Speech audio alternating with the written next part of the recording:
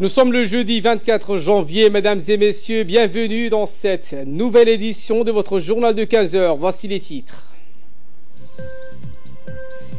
Lancement officiel du processus d'élaboration de la culture nationale ce matin au Palais du Peuple. Et en Syrie, la Syrie et la Russie, également la Turquie, prévoient de coopérer dans le règlement du conflit syrien. Élément de réponse dans ce journal. Merci si vous nous rejoignez sur Télé Djibouti.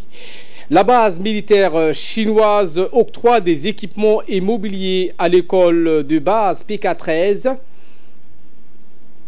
Eh bien, le ministre de l'Éducation nationale et de la formation professionnelle, Mustafa Mohamed Mahmoud, et l'ambassadeur de Chine en République de Djibouti, Ryu Chong, ont assisté aujourd'hui à une cérémonie de réception d'équipements et de mobilier scolaire à l'école de PK13.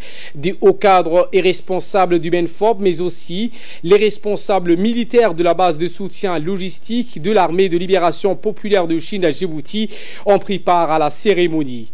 Le directeur de l'école, les élèves et les enseignants, mais aussi le comité des parents d'élèves ont réservé un accueil chaleureux aux officiels lors de cette cérémonie riche en couleurs.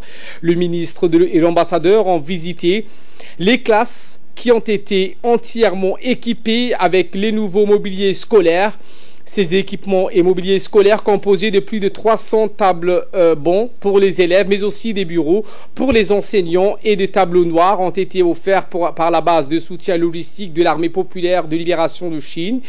Cette action s'inscrit dans le cadre d'un engagement des militaires chinois dans la base de soutien logistique JOUX, donc l'établissement scolaire appareillé de manière pérenne cette école, en y assurant les activités d'entretien, de réhabilitation et d'équipement.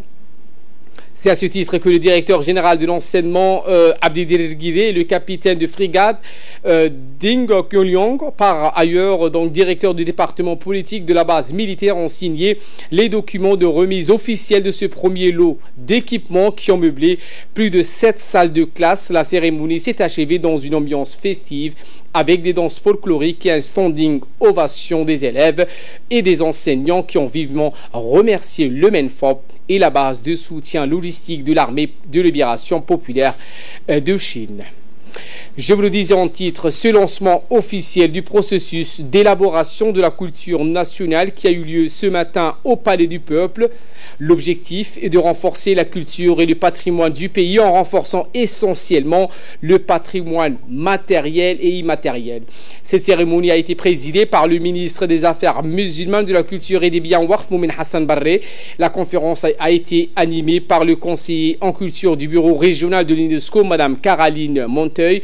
Était également présent le ministre de l'Éducation nationale, Mustafa Mohamed Mahmoud, le ministre du budget, Bodi Ahmad Roblé, le ministre de l'enseignement supérieur et de la recherche, et bien beaucoup de réalisateurs et artistes djiboutiens.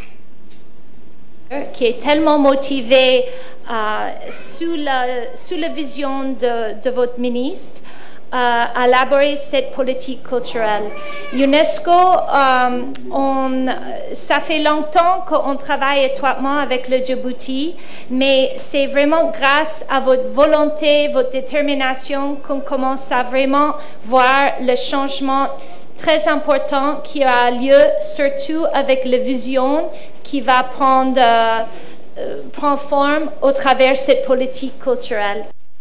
Dans son intervention, le ministre des Affaires musulmanes, de la culture et des biens Waqf, M. Moumin Hassan Barré, a rappelé l'importance que revêt la culture de par sa position géostratégique spéciale en confrontation avec la culture arabe, indienne, africaine et européenne. Écoutons le ministre. C'est pour moi une joie immense de me retrouver aujourd'hui parmi vous pour cette cérémonie marquante, le lancement officiel du projet d'élaboration de la politique culturelle nationale. Je voudrais donc, à cette occasion, vous exprimer mes vifs remerciements de nous avoir honorés de votre présence pour donner le coup d'envoi de cette démarche que nous avons tant attendue, pour dessiner les contours de l'avenir culturel de notre pays.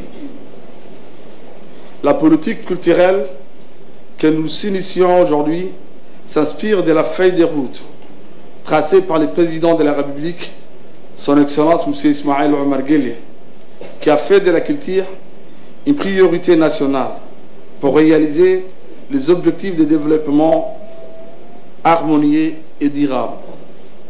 Cette initiative traduit la volonté politique d'intégrer la culture comme composante essentielle dans la vision du président de la République, vision 2035, à laquelle nous aspirons toutes et tous pour raffermir notre identité et consolider notre idéal commun axé sur la paix et l'unité nationale.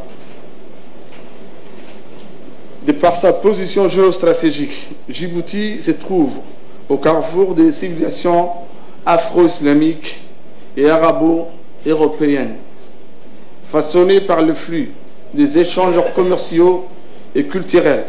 C'est ainsi que le peuple djiboutien a développé des valeurs sociétales et religieuses basées sur l'unité, la solidarité, l'ouverture et le respect d'autrui. Dans la deuxième partie de son intervention, le ministre de la Culture et des Biens, Warf Moumin Hassan Barre, s'est exprimé en ces termes. La tenue de cette première rencontre reflète cette détermination d'associer l'ensemble des composantes de la culture djiboutienne afin de dégager une plus grande synergie autour de la culture. Les consultations qui auront lieu contribueront à améliorer les débats et alimenter la réflexion autour des thèmes variés de notre patrimoine culturel et artistique. Dans cette optique, l'élaboration de la politique culturelle doit passer par de différentes étapes en vue de définir l'état de lieu et de faire l'analyse diagnostique à partir de laquelle on met en valeur les acquis, identifie aussi les orientations. Au centre de cette politique, la reconnaissance de la diversité culturelle comme un facteur de richesse et un atout qui cimente la cohésion sociale et l'unité du peuple djiboutien. Mesdames et messieurs, notre objectif est d'impliquer les acteurs et les partenaires à tout le niveau de la vie culturelle du pays, depuis les décideurs politiques jusqu'aux bénéficiaires, en passant par les artistes, les intellectuels, les chercheurs universitaires, les femmes et les jeunes, ainsi que les entrepreneurs culturels.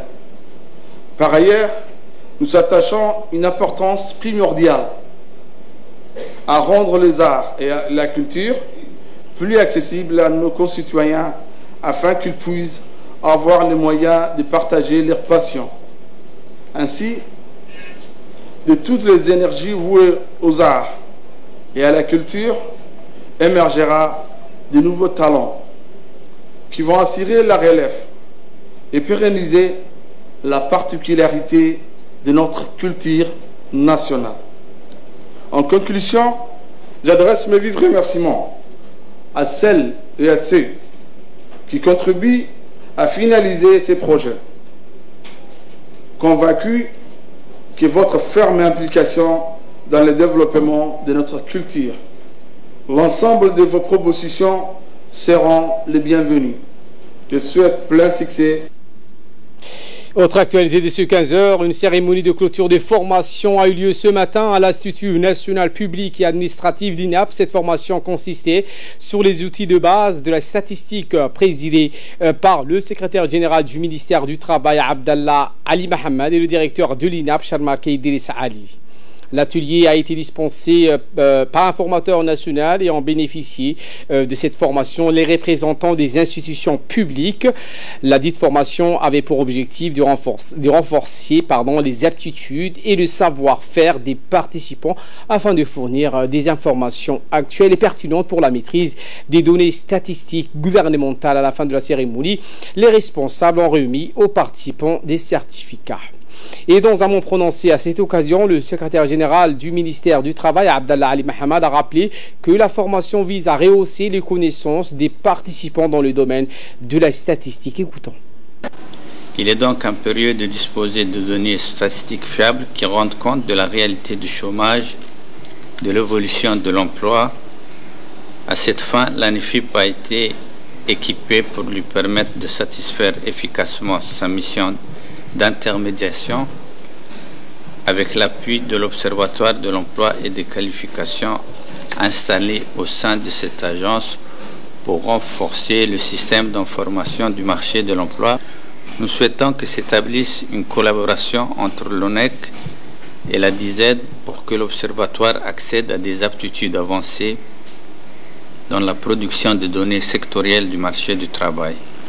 Cela pourrait se traduire par la mise en place d'un module qui aiderait cette institution à faire ressortir la réalité du chômage, le taux d'activité, la répartition de l'emploi par secteur d'activité, etc. Le général de brigade Tahir Ali Mohamed, chef d'état-major de la Défense, a reçu ce matin dans son bureau le chef d'état-major général des armées au sein de l'état-major des armées, le général d'armée Jean-François Hogarth, inspecteur général des armées de terre français, accompagné de son staff en mission à Djibouti. À son arrivée, le général Hogarth a été accueilli par le chef d'état-major de la Défense, le général de brigade Tahir Ali Mohamed. Après les salutations amicales, le général Jean-François Hogarth, en présence du général Tahir Ali Mohamed, a assisté au traditionnel piquet d'honneur où les militaires du régiment quartier général ont dressé pour l'occasion.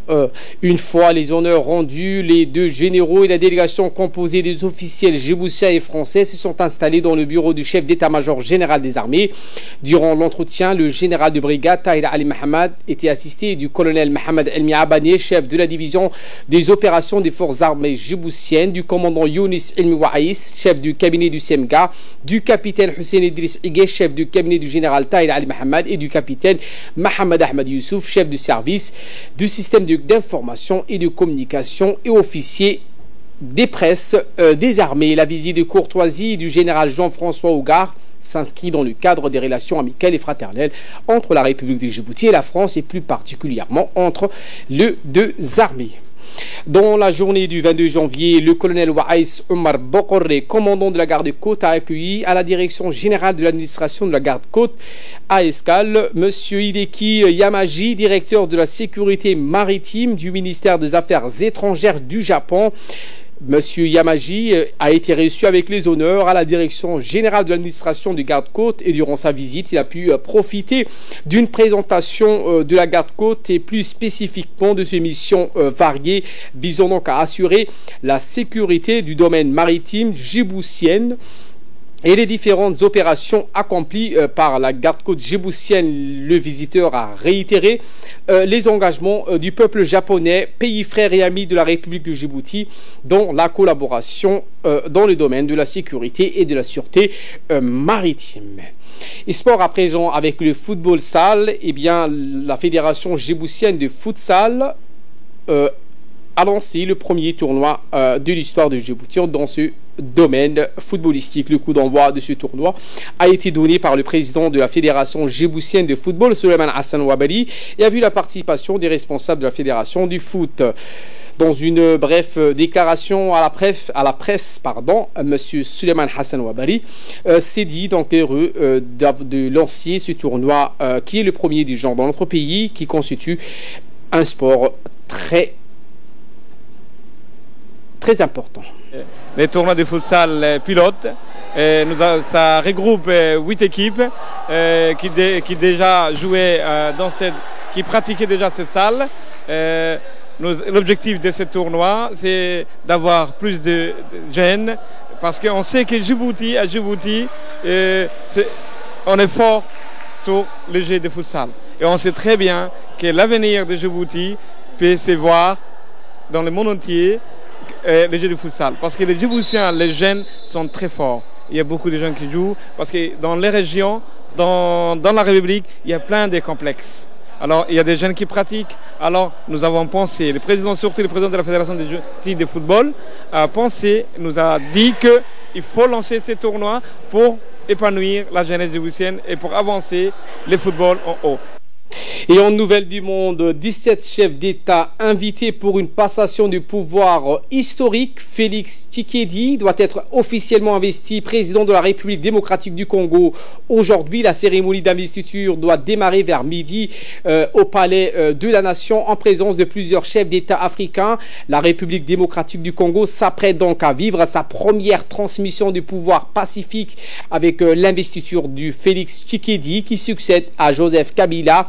La cérémonie qui doit débuter cet après-midi. 17 chefs d'État, tous africains, ont été invités. Et je vous le disais en titre, la Russie et la Turquie prévoient de coopérer en Syrie.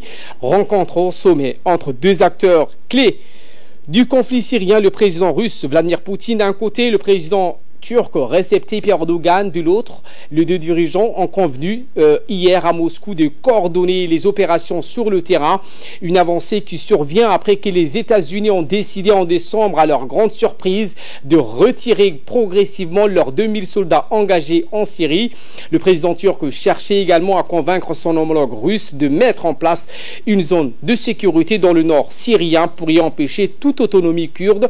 La crainte d'Ankara qu'un tel scénario autonomiste donne des nouvelles idées aux Kurdes vivant sur le territoire turc. Voilà pour l'essentiel de ce 15h. Merci à vous de nous avoir suivis et très bon suivi des programmes sur Télé Djibouti.